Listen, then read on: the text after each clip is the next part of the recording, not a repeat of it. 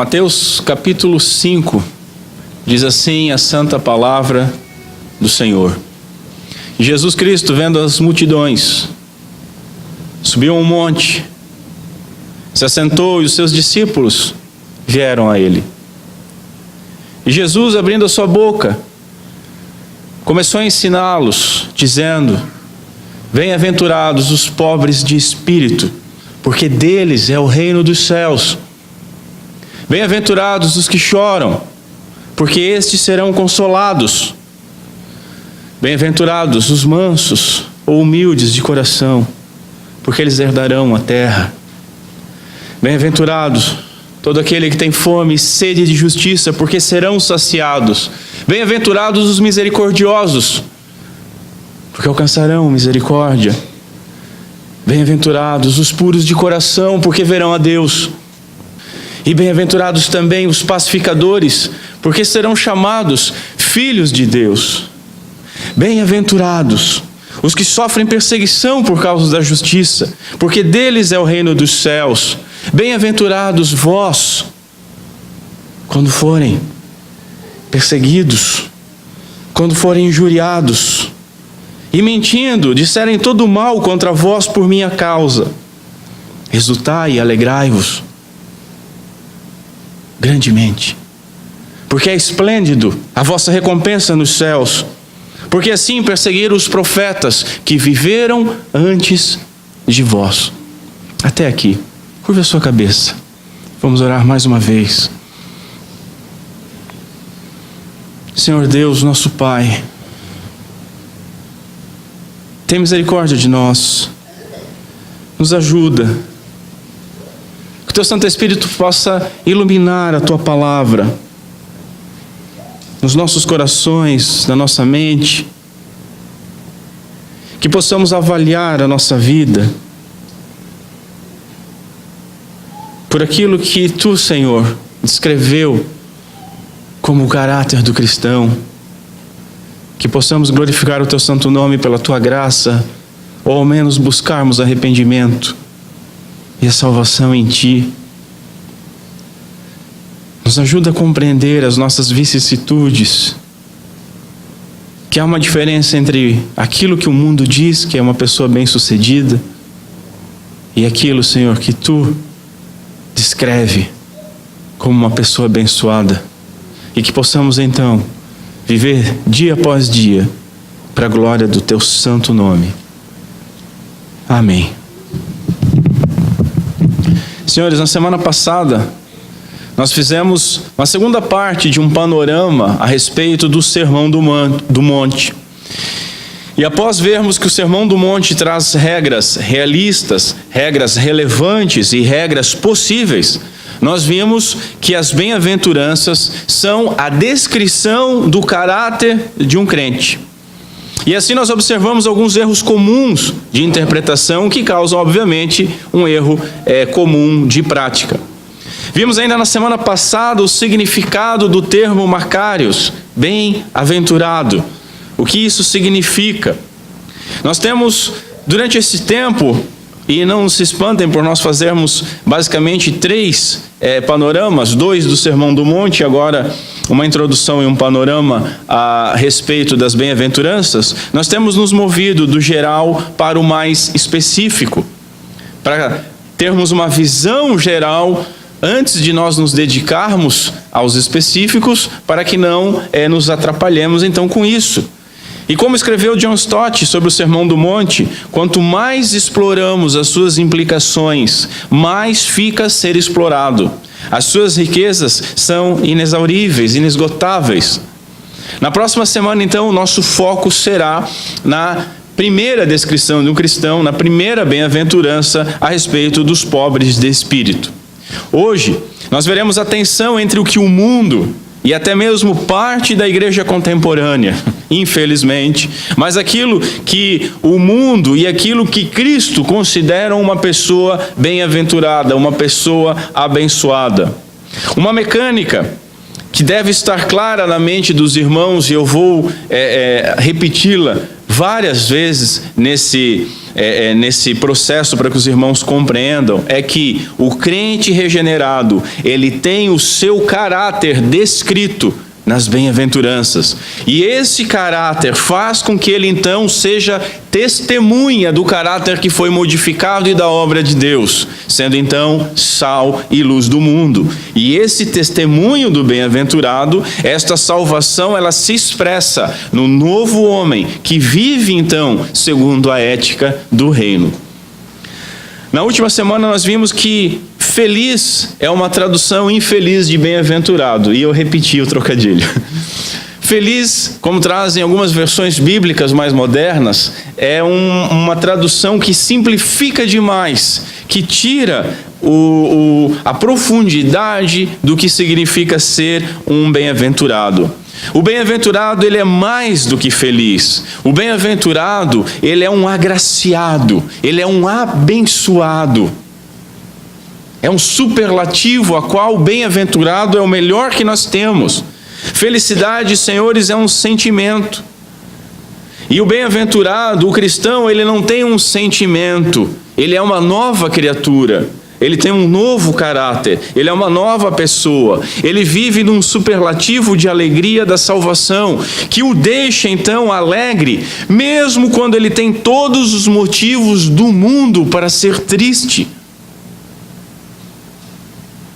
Ele ainda está alegre. Ele não se alegra na felicidade mundana, na felicidade do senso comum, mas ele se alegra nas coisas de Deus, nas características novas que faz com que ele viva uma vida às vezes reputada como ridícula ou triste ou infeliz por aqueles que gozam dos prazeres deste mundo.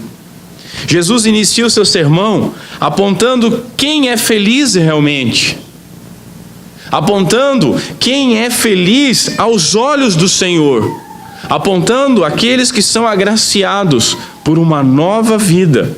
Portanto, o crente vive naquilo que nós podemos chamar de um paradoxo sagrado. Essa é a vida do cristão. E paradoxo, o que é um paradoxo? É uma aparente e apenas aparente contradição. Vou dar um exemplo para nós compreendermos esse paradoxo do bem-aventurado. Cristo, ele nos chama a ele. E nós, como mortos em delitos e pecados, somos chamados então à vida. Nós somos chamados a Cristo Jesus para ter vida e vida abundante. E como é que Cristo nos chama? Ele diz o seguinte: se alguém quiser vir após mim, renuncie a si mesmo. Porque aquele que quiser salvar a sua vida, perdê-la-á. E quem perder a sua vida por amor de mim, achá-la-á. Esse é um paradoxo. Perder a vida, renunciar a si mesmo, para encontrar a si mesmo, o homem verdadeiro, o homem renovado, morrer para si mesmo, para encontrar a vida. Assim é a renúncia do eu que aplicamos à fé, mediante a qual nós nos apropriamos da graça. Assim é na morte do nosso eu, na morte do homem carnal, que nas palavras de Paulo, nós já estamos então crucificados com Cristo e vivemos não mais para nós, mas Cristo vive em nós. E a vida que agora vivemos na carne, nós não vivemos mais para nós ou segundo o mundo, mas vivemos pela fé. Paulo fala isso em Gálatas 2. Curiosamente, senhores, o termo bem-aventurado no grego, Macários, na literatura grega antiga, ele era empregado como sinônimo de morto. Somente os mortos poderiam verdadeiramente ser chamados de bem-aventurados, diz um comentarista bíblico. Vou dar um exemplo para os irmãos. O antigo filósofo Sófocles, nome bonito, ele escreve o seguinte, presta atenção: de lá a lição aprendemos a não considerar nenhum homem bem-aventurado enquanto não testemunharmos o dia final, até que ele atravesse a fronteira que divide a vida e a morte, incólume pela dor. Por que eles pensavam assim? Por que para a filosofia antiga, o pensamento grego antigo, somente uma pessoa que havia morrido poderia ser chamado de bem-aventurado? Porque enquanto o homem está vivo, ele pode vir a realizar algo que não é virtuoso. Enquanto o homem está vivo, ele pode renunciar a tudo aquilo que o caracterizava como um bem-aventurado. Isso no pensamento grego, tá? Ele pode cair em desgraça. Ora, nós, cristãos, somos pecadores e continuamos pecadores. Todavia, há um paralelo que é interessante, porque o bem-aventurado, ele morreu para si. O bem-aventurado não vive mais para si. Ele morreu para encontrar a vida abundante em Cristo Jesus. E se ele morreu com Cristo e ressuscitou com Cristo, ele não pode mais ser retirado do livro da vida. De tal maneira que, forçando a barra um pouquinho, o pensamento grego também se aplica a nós, ao cristão verdadeiro. Porque a sua antiga vida acabou. Ele é nova criatura. O antigo homem morreu e foi crucificado. Ele é novo homem. Como morreu, ainda que tropece, ele jamais pode cair do estado de bem-aventurado. Mesmo porque ele não é um bem-aventurado pelo seu mérito. Ele não é um bem-aventurado por aquilo que ele fez ou faz, mas ele é bem-aventurado por aquilo que foi feito por ele. O seu caráter foi regenerado. O seu caráter foi crucificado com o Salvador. De tal maneira, senhores, que nós não temos de morrer. Porque se em Cristo nós estivermos de fato, nós já estamos mortos. E se nós já estamos mortos, tem que encerrar grande parte do nosso discurso. Eu quero, eu gosto, eu não faço, eu não aceito. Eu desejo. Eu morri. Como Lutero ainda falava que o velho homem teimava em descer da cruz, nós temos que deixar o velho homem na cruz e o nosso eu morreu na cruz, de tal maneira que não vivemos mais para nós mesmos. Nós compartilhamos da ressurreição de Cristo Jesus, como diz Paulo em Romanos 6. Morremos com Ele e agora vivemos com Ele, como diz Paulo em 2 Timóteo. Estamos mortos para o pecado, Romanos 6. Assim, a antiga maneira de viver, ela deve ser abandonada, Paulo em Efésios 4.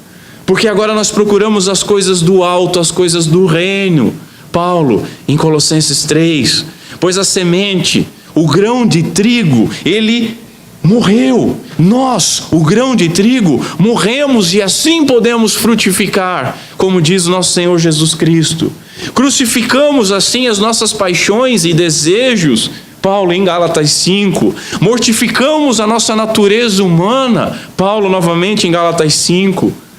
Estamos mortos para o mundo, renunciamos à impiedade e às paixões mundanas, Paulo em Tito 2. E se o mundo está crucificado para nós, nós estamos crucificados para o mundo, Paulo em Gálatas 6. Vivemos a ética do reino agora, a ética do Sermão do Monte. Mas relembro, e isso é muito importante, isso só é possível ao bem-aventurado. Isso só é possível à nova criatura. Por quê? Porque ele foi regenerado do alto. O homem carnal não pode dar ouvidos à lei de Deus. Ele pode forçar ou forjar algumas características, mas somente o homem regenerado tem as características das bem-aventuranças e por isso testemunha vivendo a ética do reino. Portanto, senhores, o termo bem-aventurado descreve aquele que recebeu o favor divino. Esse bem-aventurado é o homem contracultural. Esse conceito é totalmente contra a nossa cultura. É sobrenatural naquilo que é, no seu ser. Ele vive agora naturalmente uma nova natureza, porque algo sobrenatural veio sobre ele. É contracultural também o seu crer. Ele não crê como o mundo, ele não anda por vistas, o seu sentir, e é sobrenatural, sobretudo, o seu elogio. Ele é elogiado, senhores, por Deus, por Cristo Jesus. Ele conta com elogio divino. para o nosso mundo, como eu falei na introdução, e para a igreja atual, que tem sido cada vez mais pragmática, movido por aquilo que dá certo, materialista, movido pelas coisas materiais, imediatista, acha que a vida toda é um fast food, é um macarrão instantâneo, antropocêntrica, acha que o homem é o Senhor e a medida de todas as coisas.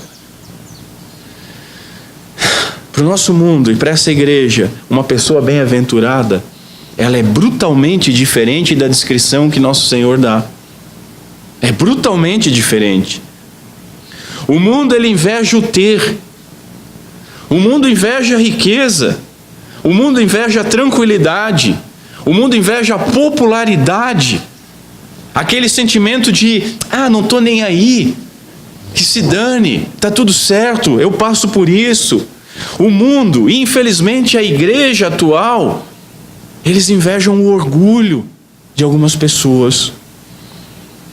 Notem que a própria igreja, ela tem colocado nos seus sermões, nos seus discursos, nos livros que tem produzido, nas conferências, nas palestras e no senso comum da igreja, a saúde, o poder, a prosperidade, como selos irrefutáveis da aprovação divina. Como se aquele que tivesse saúde, tivesse sucesso, fosse aprovado por Deus, sempre. A igreja tem invejado o mundo, e a igreja tem tentado ser como o mundo, apenas com uma etiqueta de gospel, para aplacar a consciência. Contudo, nós devemos observar quem Jesus elogiou, e quem que Jesus chamou de bendito. Quem são esses? São os pobres de espírito, são os humildes, são os perseguidos, são aqueles que choram a sua miséria, são humildes, têm sede, têm fome de justiça, são mansos.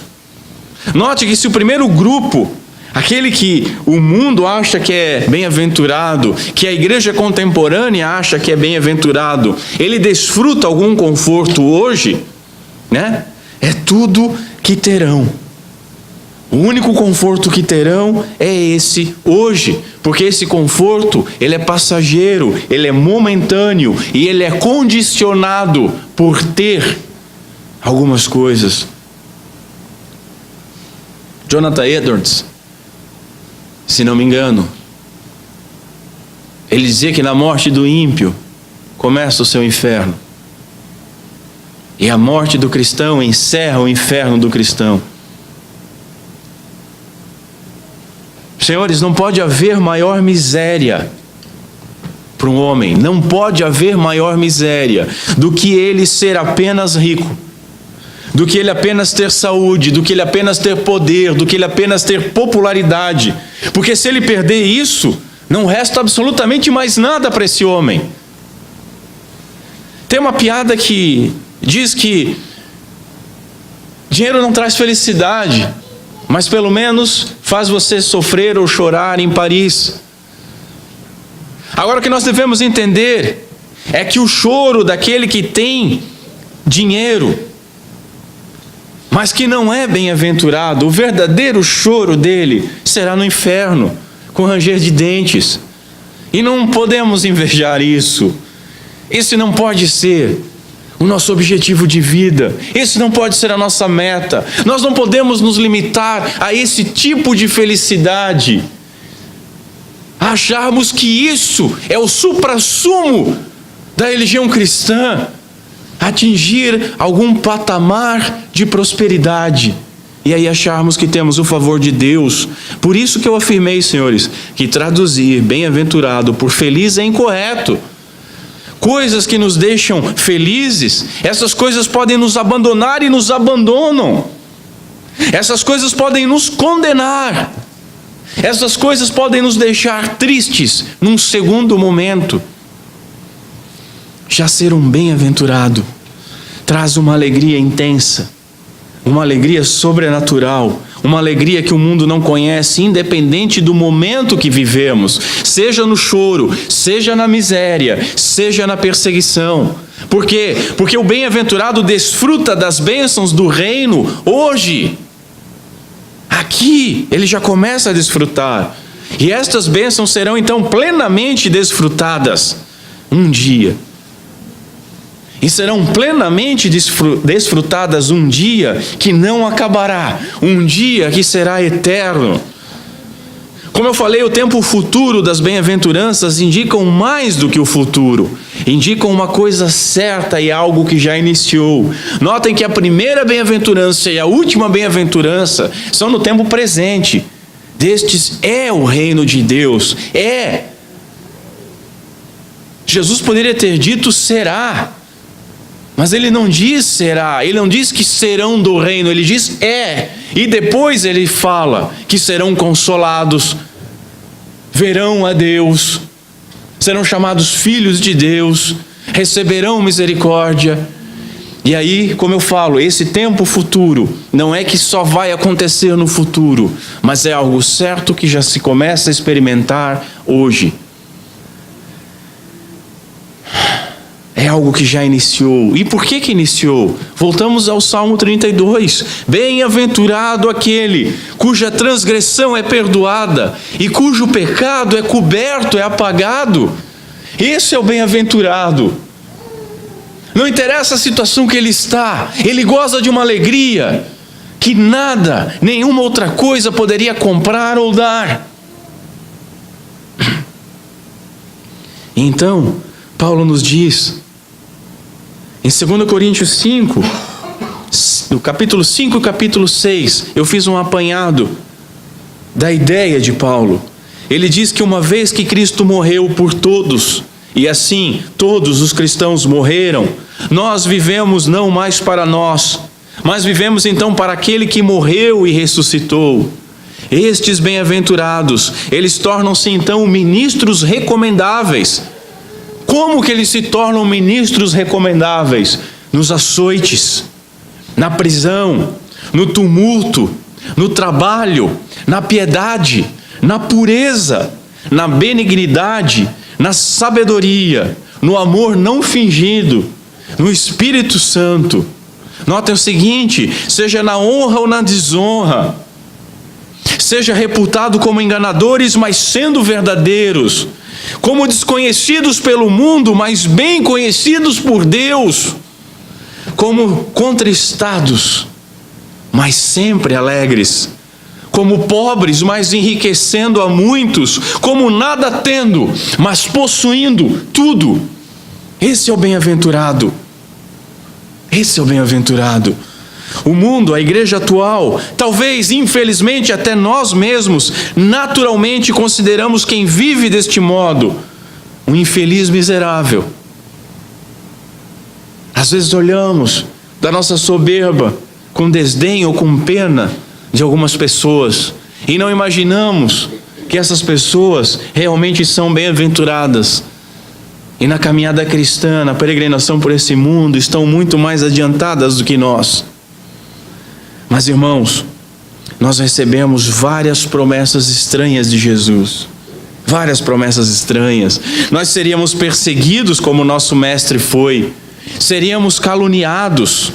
Teríamos aflições, necessidades talvez, fome, doença, solidão. Contudo, a nossa ideia de ser bem-aventurado, ela deve ser moldada pelas Escrituras e não pelo mundo. Pelas Escrituras e não por certos líderes. Pelas Escrituras e não pelos nossos sentidos ou pela nossa axiologia. O nosso elogio, ele deve vir, senhores, de Cristo, não do mundo, de Cristo. E essas pessoas que a igreja atual e o mundo tem pena, acham desprezíveis, essa pessoa é que Jesus disse que eram mais do que felizes, que eram bem-aventuradas. E essa pessoa é o cristão. E se Jesus diz essas coisas aparentemente absurdas, que essa condição é ser bem-aventurado, e que nós passaríamos por essas aflições, por que o nosso espanto? Porque é o nosso terror diante delas. Cremos ou não cremos nas Escrituras? Cremos ou não cremos naquilo que o Senhor nos diz e nos promete? Sim, meus irmãos, não são os ricos, não são os bem-humorados, não são os bem-alimentados, não são aqueles que não são oprimidos por absolutamente nada, mas os pobres, os que choram, os famintos, os perseguidos, esses é que são elogiados pelo Senhor e chamados de bem-aventurados. Mas observe uma coisa, aqui nós não podemos errar. Nós não podemos errar. Não é necessariamente todo pobre, como alguns querem dizer, mas são os pobres de espírito. Não é necessariamente todo faminto, mas aquele que tem fome e sede de justiça. Nem todo aquele que é perseguido, mas aquele que é perseguido pela justiça, perseguido por causa do nome do nosso Senhor Jesus Cristo. E aí é que eu volto para o ponto que eu tenho martelado. O bem-aventurado é o crente regenerado e transformado. O alcance da felicidade superlativa, ser abençoado desta forma, aquilo que as bem-aventuranças expressam, difere brutalmente do modo mundano. Brutalmente. Aqueles que buscarem viver deste modo, pelo braço da carne, eles estão fadados ao fracasso. Eles podem começar bem, mas podem começar igual um velocista correndo uma maratona. Velocista tem explosão de velocidade, mas não tem resistência. Começam tentando mostrar que são bem-aventurados, e mostrar que são sal e que são luz, e mostrar uma determinada obediência à ética do reino. Mas se cansam em breve. Porque Jesus, no sermão, ele diz que a árvore má não pode dar bom fruto. Não pode dar. Não tem como dar. Não podemos colher maçã de um pé de laranja. É impossível. E fingir após um tempo só aumenta o problema. É a chave da infelicidade. As bem-aventuranças são uma descrição de um caráter transformado de maneira sobrenatural, de um caráter novo, caráter este que gera uma ética, uma conduta, conforme nós encontramos nesse Sermão do Monte. Portanto, as bem-aventuranças não são um modelo a ser buscado. Entendam isso. Elas definem o crente. Não é um modelo a ser buscado, é uma descrição do crente, sendo então o modelo do novo homem. As bem-aventuranças definem como o crente deve ser e não o que deve fazer. E por ser assim, Jesus chama esse crente de bem-aventurado, porque ele recebeu do alto essa nova natureza. Não pelo que o crente fez, mas pelo que Deus fez. E pelo que o crente é, então, pela graça de Deus.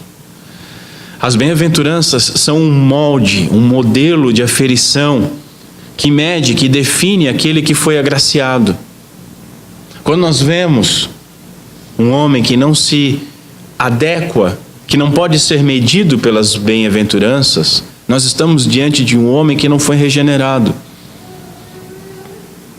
E aí, seguindo o Sermão do Monte, antes de nós olharmos para os homens que não se adequam às bem-aventuranças, que não podem ser medidos pelas bem-aventuranças, e por isso o motivo de eu ter pregado com tanta força alguns cultos e vou continuar desta maneira, antes de nós tirarmos os ciscos dos olhos dos nossos irmãos e de outras pessoas, temos que tirar a trave dos nossos olhos.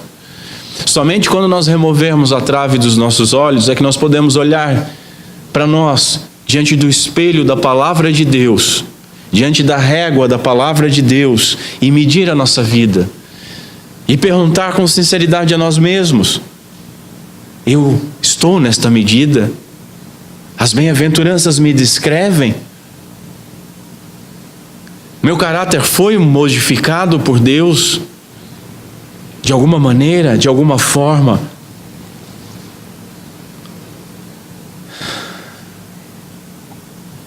Assim, senhores, todo filho de Deus, ele deve apresentar as bem-aventuranças como uma característica daquilo que ele é, por ser crente. Ele é bem-aventurado por ser crente. E por ser crente, ele é bem-aventurado. O bem-aventurado não é apenas o santo católico. Não são os pastores que se dizem subidores de monte ou especiais. Não são os padres, não são os apóstolos. Mas bem-aventurado é todo aquele que foi feito filho de Deus. De tal maneira que bem-aventurado não se conquista. A bem-aventurança, o elogio de Cristo não se conquista, se recebe. E caso não tenha sido recebido, aí se busca de joelhos e com lágrimas nos olhos, não com o braço da carne, mas com as mãos vazias, clamando por misericórdia. Todo crente verdadeiro é santo. Todo crente verdadeiro, ele é separado do mundo, é separado do velho eu.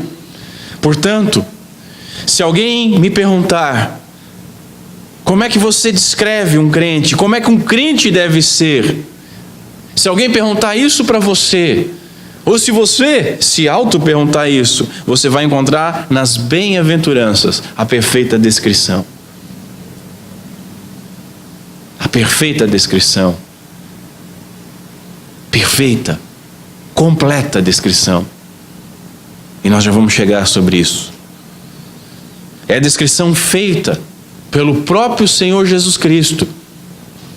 Não é por mim, não é por Agostinho, não é por Calvino, não é por Wesley, é por Cristo Jesus. E elogiada pelo próprio Senhor e Salvador. E notaram isso? Não são os ricos, não são os saudáveis, não são os dizimistas fiéis, não são aqueles que falam em línguas e que giram, não são aqueles que dizem que não pecam, que são os bem-aventurados, não são aqueles que são bem-sucedidos, mas os que são pobres de espírito, choram e sofrem pela justiça. No decorrer dessas exposições, os irmãos vão ver quão simples e quão fácil é ser bem-aventurado, e ao mesmo tempo quão difícil. Por isso, esse santo paradoxo. Porque é impossível ser assim, mas é possível porque nós morremos. É impossível para o homem, mas é possível porque Deus nos renova desta maneira.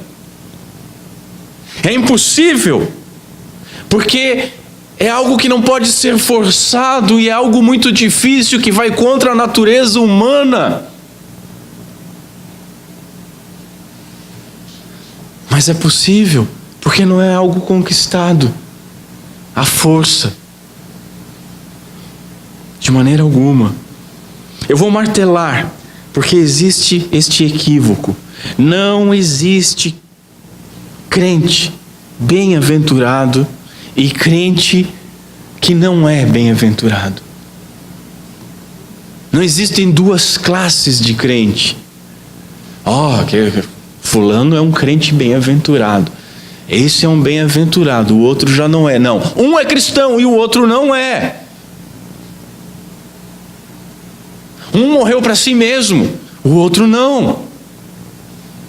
Um foi regenerado, o outro não. Um não tem nada daquilo que caracteriza o ser humano. Orgulho, soberba, obras. O outro tem. Da mesma forma, senhores, não existe semi-bem-aventurado. Não existe quase bem-aventurado. Ou é bem-aventurado ou não é. Como eu antecipei semana passada, Jesus ele não está aqui chamando 8 tipos de homens de bem-aventurado. 8 tipos diferentes de homem. Mas ele está dizendo que o bem-aventurado possui 8 características. E é muito importante nós entendermos isso. É muito importante nós entendermos isso. Veja, Você não pode ser humilde de espírito se você não chora. E são duas características diferentes. Muito menos você pode ser pacificador se você não tiver fome e sede de justiça, que são outras duas características. Observe as promessas das bem-aventuranças, promessas essas que são a causa das bem-aventuranças, como eu já falei. Somente aquele que recebeu misericórdia pode ser misericordioso, e agora ele é misericordioso e vai alcançar então a misericórdia que iniciou o processo. Observe as promessas. Você poderia talvez ser chamado de filho de Deus, que é uma promessa, sem ver a Deus, que é outra. Você poderia então ser um pacificador, que é uma promessa, sem ser puro de coração, que é outra. É impossível. Não dá para desmembrar. O reino poderia ser seu sem alcançar a misericórdia. Você poderia então ser pobre de espírito sem ser misericordioso? Não, senhores, de maneira alguma. Todas estas bem-aventuranças compõem uma descrição e uma estrutura completa, o caráter integral daquele que foi chamado das trevas para a luz e agora é luz. São exatamente 8 características que descrevem o caráter de cada cristão. Todas as 8 bem-aventuranças, todas as 8 são características de cada cristão. E da mesma forma, todas as 8 bênçãos, todas as 8 promessas pertencem a cada cristão. Todas estas promessas. Agora é lógico que há diferença entre os puros de coração. É lógico isso. Há diferença entre os justos. Há diferença entre os mansos. Que diferença que há? Em grau. Há diferença em grau. Nós somos pecadores que ainda serão revestidos de incorruptibilidade. Nós não podemos esquecer disso. Contudo, ainda que de maneira imperfeita, ainda que tenhamos diferenças entre nós, se nós formos compararmos a nossa pureza, o nosso choro, né? Nós, alguns sejamos um pouco mais adiantados nisso, alguns um pouco mais atrasados, alguns um pouco mais misericordiosos, mansos que outros, todos, absolutamente todos, temos de ser puros, mansos, humildes e chorar. Eu vou tentar ilustrar com o único exemplo que eu consegui chegar. É um exemplo simples que eu já usei nas reuniões de quarta-feira, mas talvez sirva para ilustrar para os irmãos o que eu quero dizer. Que todos têm que ter as 8 características, mas pode haver uma diferença em grau. Vamos pegar o exemplo de a tabuada. Tabuada. Todos nós devemos conhecer a tabuada. Todos nós devemos saber o que é a tabuada. Todos nós devemos saber como funciona a tabuada. Todos nós e cada um de nós deve dominar os primeiros passos da tabuada. É imperativo que nós saibamos que todo número multiplicado a 0 vai dar 0. Que saibamos que todo número multiplicado por 1 vai dar ele mesmo. Nós talvez já sejamos espertos o suficiente para saber a tabuada do 2. Pelo menos em 2, 4, 6, 8, 10, vai multiplicando assim, a gente acerta. A do 5 também é simples, 5, 10, 15, 25. A do 10, 10, 20 e 30. Todos nós devemos saber que nessa tabuada nós podemos fazer qualquer multiplicação. De bilhões vezes trilhões está contido nessa tabuada. Todos nós devemos ter consciência plena que não existe um teto para essa tabuada. Ninguém atinge o teto, ninguém conseguiu a resposta final, porque não há final, continua-se evoluindo os números. Todos devem saber que há um piso nessa tabuada, que é o do 0. Se você multiplica o nada, você não tem nada.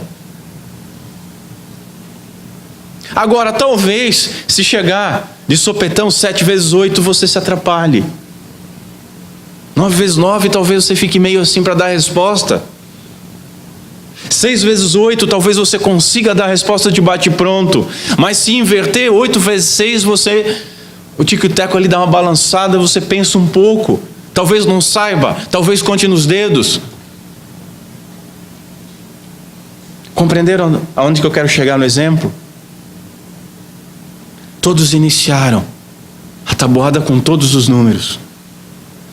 Nas bem-aventuranças, todo crente e cada crente tem que ser manso, tem que ser pacificador, tem que ser pobre de espírito para início de conversa, tem que chorar, tem que ter fome e sede de justiça, tem que ter pureza de coração, tem que ser perseguido pela justiça. Mas os graus são diferentes. O grau é que difere um do outro. É um exemplo totalmente simplório, é verdade, mas é o único satisfatório que eu imaginei para os irmãos. Portanto, ainda que nem todos dominem plenamente, todos têm conhecimento da tabuada. Portanto, ainda que não plenamente, todo cristão, todos nós devemos manifestar as bem-aventuranças, todas, conjuntamente. Até mesmo porque há um elo de ligação na salvação. Olha só, prestem atenção nisso. A pobreza de espírito é que vai reconhecer a dependência de Deus. Sem pobreza de espírito não há conversão, senhores. E a pobreza de espírito vai levar ao choro pela incapacidade de obedecer a Deus, a humildade de se submeter a Deus, a fome da justiça de Deus em sua vida e no do mundo, a misericórdia daquele que sabe ter sido perdoado, a pureza do coração renovado, que agora está sendo santificado pelo Espírito Santo de Deus. Todos têm que ser pacificadores, pois foram reconciliados com Deus e receberam o ministério de reconciliação. Todos sofrem por causa da justiça. O crente verdadeiro, o crente que piedosamente seguir a Cristo Jesus será perseguido, diz Paulo. Ele não diz talvez, mas todo aquele que quiser seguir piedosamente a Cristo Jesus será perseguido. Entenderam? Você não pode dizer que é cristão se você não tem essas 8 características como descrição do seu ser, se você não for um bem-aventurado. Mesmo porque, para o início da salvação, cada um desses elementos se faz presente. Não há como quebrar, não há como separar essas características. Essas características, elas são bênçãos. Bênçãos, apesar de opostas ao que o mundo chamaria de bênção, né? Mas elas são bênçãos, pois capacitam a obediência. E como temos falado diversas vezes, no Sermão do Monte nós encontramos o padrão ético do cidadão do reino. E ser bem-aventurado é pertencer então ao reino, e é poder viver então segundo a ética do reino. O bem-aventurado, senhores, ele está no mundo, mas ele não pertence ao mundo, ele é contracultural. O novo nascimento o regenera para que possa viver no reino. Quem tiver ouvidos para ouvir, diz Jesus. Por quê? Porque renasceu. Ouça o que Jesus diz, e olha o que ele diz. Só quem tem ouvidos para ouvir, só quem foi regenerado pode ouvir isso e não se desesperar. O que ele diz? Assemelhai-vos ao Pai em santidade. Ultrapasse, exceda a justiça dos fariseus. É algo grandioso, é algo gigantesco. É algo contracultural, é algo impossível ao homem carnal. Mas que é possível, e é dever, e é obrigação, e é bênção do bem-aventurado. Os fariseus são hipócritas. Nós não somos hipócritas. Eles são o joio, nós o trigo. Eles dão frutos na carne. Os nossos frutos são unicamente pela graça. unicamente dados pelo Espírito Santo para a glória. Nós fomos regenerados como uma boa árvore, e os frutos são consequências daquilo que o Senhor fez por nós, não a nossa força. Nós não fomos chamados a uma santidade forçada e falsa. Nós não fomos chamados a sermos santarrões. Nós compreendemos que o bem-aventurado é santo, e ser santo é ser separado. E no próprio Sermão do Monte, Jesus fala a respeito disso. Capítulo 6, verso 8. Não vos assemelheis, pois, a eles, aos hipócritas na sua piedade. A nossa piedade não é hipócrita, se é que nós somos bem-aventurados. Stott, ele afirma que não há um parágrafo no Sermão do Monte em que não se trace esses contrastes entre o padrão cristão e o não cristão. A integridade comportamental daqueles que afirmam ter o Espírito Santo de Deus, ela deve ser demonstrada por um viver de forma digna por aquele que morreu por nós. Se morremos com Ele, ressuscitamos com Ele, e agora vivemos para Ele, para a glória dEle. Se a vida dEle foi entregue para que nós tenhamos vida, o valor da nossa vida, o valor daquilo que nós fazemos, deve ser medido, comparado ao valor da vida que foi dada para que nós vivêssemos. Esse é o padrão, e somente esse. Portanto, visto que vocês afirmam serem cristãos, visto que nós afirmamos sermos cristãos, vivamos deste modo. Vivamos deste modo.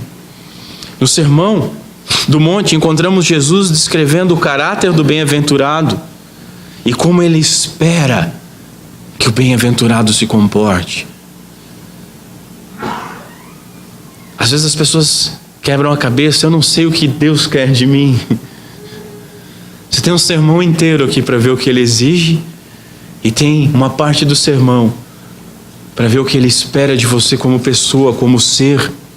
Lembrem, ortodoxia gera ortopraxia. Vamos traduzir isso. Doutrina correta gera viver de forma correta, viver uma piedade correta, gera uma prática certa.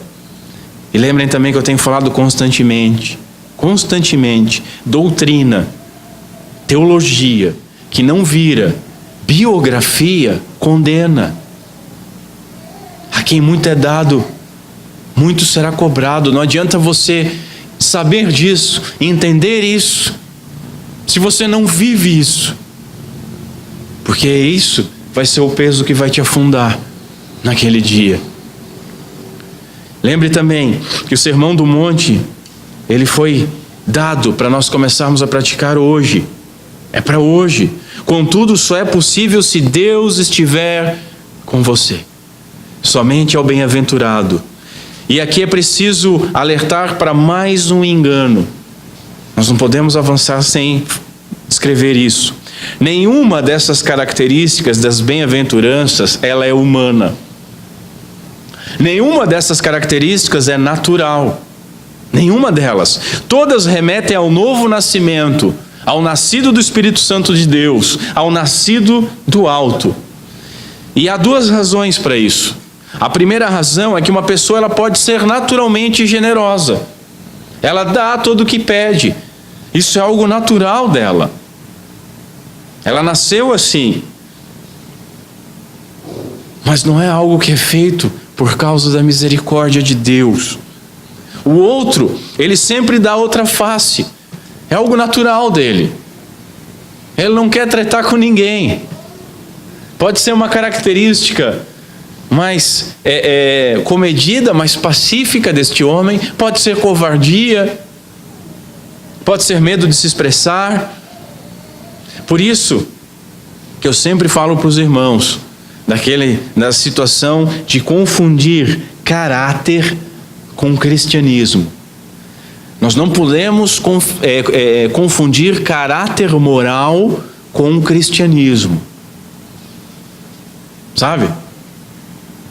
Aquele homem é muito justo, é muito correto, é muito misericordioso, é muito bom com todo mundo, não fala de ninguém, nunca roubou, trabalha certinho. Meu Deus, só falta Cristo na vida dele. Se falta Cristo, falta tudo. E se o caráter de um ímpio causa espanto a você, tem algo errado com a sua vida. Porque você deveria identificar o caráter que não é cristão como uma forma de idolatria, uma forma de orgulho, uma forma de adoração do próprio eu. E essa é a consequência, que é a segunda razão. Uma moral que não é para a glória de Deus é orgulho, é para a sua própria glória. Então essas características do Sermão do Monte, quando se mostram no homem natural, é uma demonstração simplesmente de orgulho da própria natureza dele. E nunca vai ter as 8 características. Jamais. Agora, quando é vista em pessoas como eu e como vocês, que nascemos debaixo da ira de Deus, mortos em delitos e pecados, inimigos de Deus, naturalmente dignos de condenação, e essas características se mostram na nossa vida, então aconteceu algo sobrenatural. Então nós fomos abençoados. Então nós podemos ser chamados de bem-aventurado. O crente, senhores, é salvo para a glória de Deus, que graciosamente o chama para ser moldado à imagem do seu Filho Jesus Cristo. O chama para um discipulado de vida. É toda a vida. Pertencer ao reino é ser bem-aventurado, é crescer espiritualmente e continuamente. Por isso que eu disse, os graus podem ser diferentes, mas são as 8 características. Não adianta você ter 7 e dizer, estou trabalhando naquela ali, e aí quando eu tiver aquela, fechou. Não, meu amigo. Eu já sou... Deixa eu fazer um paralelo. Aquelas igrejas que ficam disputando dons. Quantos dons você tem? Eu tenho 6, ou eu tenho 5. Eu já falo em línguas, então tá legal, né? As bem-aventuranças não podem ser quantificadas desta maneira. Quantas bem-aventuranças você tem? Eu tenho 6. Puxa, eu estou com 7, cara. Estou quase conseguindo o jogo completo. Não é assim. Ou você tem as 8 ou não tem. Agora o que acontece é o seguinte. Você é pobre de espírito. Sendo pobre de espírito, você jamais se ufana. Você chora, chorando, porque você sempre olha o modelo que é Cristo Jesus. E por mais que essas características agora te descrevam, nunca é de uma maneira satisfatória. Então você tem sempre fome e sede de justiça. Você é sempre misericordioso com os outros, porque você sabe que você não vale absolutamente nada se não estiver debaixo da graça de Cristo. Você é puro de coração, porque você busca ser igual a Cristo, porque você vira as costas para o seu eu e para o mundo. Você é perseguido não é porque você é chato. Você é perseguido porque o mundo não suporta a justiça do nosso Senhor. É reconhecer então a falência própria. Ser bem-aventurado é reconhecer a falência própria em pobreza de espírito, que é o que nós veremos na semana que vem. E estas não são qualidades do homem natural, eu reforço. Características são espirituais do reino, do bem-aventurado, que não é deste mundo. Portanto, nós não apenas podemos, reforço, como devemos manifestar essas características. Para consolo, ainda que não plenamente, cada uma, mas devemos manifestar todas conjuntamente. E aí quando nós entendemos isso, que nós temos que ter as 8 características, mas que difere o grau, aí nós lembramos de uma frase do saudoso Russell Shedd, que ele dizia o seguinte: tenham paciência comigo, porque o Senhor não completou a sua obra ainda na minha vida. Eu estou caminhando ainda. Eu já sou manso, Eu já tenho pobreza de espírito, eu choro, eu tenho fome pelo reino, mas ainda falta muito. A minha misericórdia, ela está engatinhando ainda. A minha pureza está engatinhando. Eu estou sendo perseguido por essa pureza, mas ainda é pouco. Contudo, ainda que o Senhor não tenha terminado, Ele já começou no bem-aventurado. E se Ele começou, Ele vai levar até o final. E é tudo por graça. Graça que salva, graça que capacita, graça que preserva a obediência, ainda que imperfeita. O Sermão do Monte é evangelho, e é o evangelho de graça. Graça não apenas que salva, mas graça que transforma. Graça que não apenas traz vida, mas que dá frutos bons. Graça que liberta e por isso conduz à obediência. Salvos do pecado, salvos de nós mesmos, salvos da condenação da lei, salvos da ira de Deus, nós somos então nova criatura. Somos então bem-aventurados, nas palavras do nosso Senhor Jesus Cristo. Pela graça, o injusto torna-se justo, o iracundo torna-se manso, o violento torna-se pacificador, o soberbo torna-se humilde e o orgulhoso se derrama em lágrimas. São coisas que não dá para fingir, pelo menos não por muito tempo. E aí, nós devemos nos perguntar: recebemos essas coisas como bênçãos? Somos de fato bem-aventurados? Enxergamos essa aparente miséria do homem como um sinal de bênção divina, de novo nascimento? Entendemos que as bem-aventuranças não são algo a ser conquistado, mas algo que foi dado, que nós vivemos desta maneira, que isso nos descreve? Vemos as bem-aventuranças como um sinal que Cristo nos aceitou, e por Ele ter nos aceitado, nós somos bem-aventurados. As bem-aventuranças são uma descrição completa, as 8, do meu caráter e do seu caráter. Se nós pudermos responder sim, então nós devemos glorificar a Deus que nos abençoou. Agora, se a nossa resposta for não, devemos nos arrepender. E devemos nos arrepender hoje, agora, não deixa para amanhã. Não espera para ser tarde demais. Não espera para aquele dia, quando Cristo vai dizer para aqueles que não são bem-aventurados: apartai-vos de mim, vós que praticais a iniquidade. Vamos ficar em pé.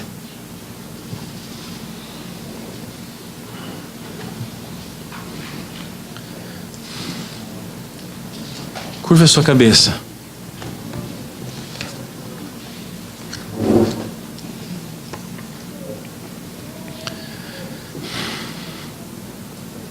Senhor Deus, nosso Pai, obrigado pela Tua palavra, que tanto humilha quanto eleva,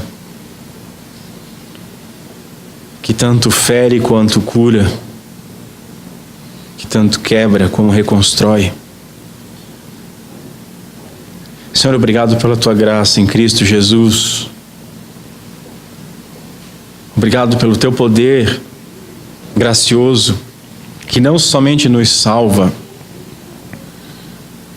mas nos dá a capacidade de obedecer, muda o nosso caráter. Eu peço, Senhor, ao Teu Santo Espírito, humildemente, tanto para mim quanto para os meus irmãos,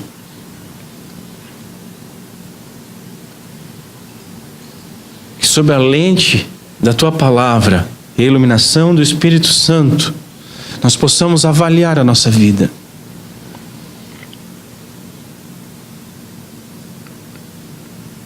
E que possamos, por misericórdia, enxergar essas 8 bem-aventuranças como características. E então glorificar o Teu santo nome. E então buscar de Ti um crescer e um desenvolver cada uma dessas características. Mas não permita, Senhor, longe de nós, sermos hipócritas, mentirmos a nós mesmos e a Ti. Se não pudermos ser descritos por essas características, quebranta o nosso coração e que possamos Te buscar com clamor, com choro, com humildade, para que Tu nos regenere, para que Tu nos salve. Que essa palavra, Senhor, seja consolo e fortalecimento para os Teus filhos, para aqueles que são bem-aventurados. Mas que essa palavra também seja uma chamada ao arrependimento daqueles que não foram regenerados, que não são bem-aventurados, que estão se enganando.